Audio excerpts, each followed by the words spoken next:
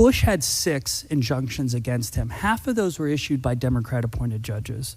Obama had 12 nationwide injunctions issued against his administration. 60% of those were issued by Republican-appointed judges. In the first Trump term, he had 64 injunctions. That compares with Biden's 14.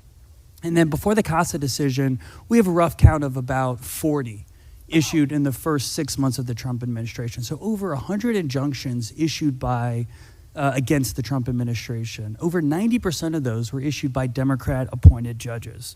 That means that since 1963, over 3/4 of the nationwide injunctions have been issued against President Trump, with over 90% of those coming from Democrat-appointed judges. Well, some might argue that's just because Trump is more lawless. Well, again, let's look at the facts. 24 emergency petitions were filed at the Supreme Court by the Trump administration this year. They won 22 of them. That's a 92% win rate at the United States Supreme Court. There's not a single other entity. Nationwide injunctions ordered against the first Trump administration, Trump 1.0, account for more than half of the injunctions issued in this country since 1963.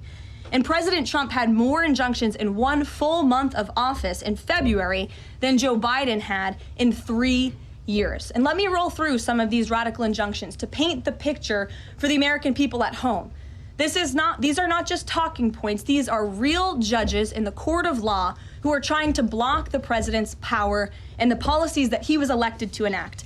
For example, a court ordered the Trump administration to return already deported terrorist aliens back to the United States. A court has ruled the Trump administration can't even temporarily pause our refugee programs.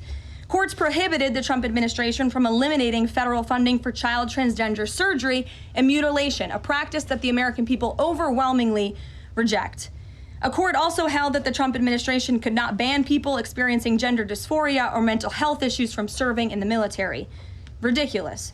Courts prohibited the removal of transgender women from women's prisons despite potential physical harm to real women in those prisons, biological women. A Northern District of California judge issued an absurd ruling that the president cannot fire people within the executive branch without Congress passing a bill, even though Congress has expressly authorized the president through the Office of Personnel Management to authorize reductions in force across agencies. A court also ordered the Trump administration to rehire thousands of already fired employees in several cases. A federal judge blocked the Trump administration from defunding the Department of Education, another signature campaign promise that this president has the power to implement. Courts ordered the Trump administration could not eliminate funding for illegal DEI programs, hence the word illegal. These are illegal programs to begin with, and now the courts are trying to say this president can't roll them back. And a district court judge prohibited the president from issuing any categorical funding freezes.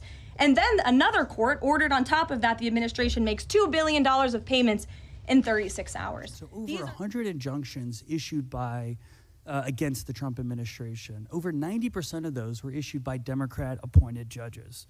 That means that since 1963, over 3/4 of the nationwide injunctions have been issued against President Trump, with over 90% of those coming from Democrat-appointed judges. Well,